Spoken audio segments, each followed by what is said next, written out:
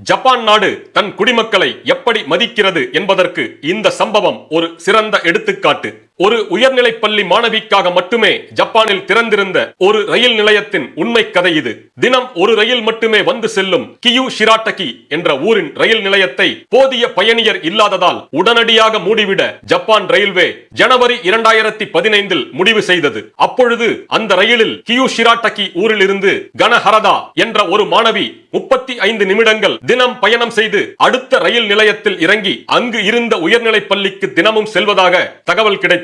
ரயில் நிலையத்தை உடனடியாக மூடினால் மாணவியின் படிப்பு பாதிக்கும் என்பதால் ஜப்பானிய ரயில்வே அந்த மாணவியின் படிப்பு முடியும் வரை அந்த ரயில் நிலையத்தை திறந்து வைத்திருக்க முடிவு செய்தது. கிட்டத்தட்ட 15 மாதங்கள் காத்திருந்து மார்ச் 2016 அந்த மாணவி உயர்நிலைப் பள்ளி படிப்பை முடித்தவுடன் கியூ ஷிராட்டகி ரயில் நிலையத்தை ஜப்பான் ரயில்வே மூடியது. Japan is a legend of a country. I am legend of Manoj.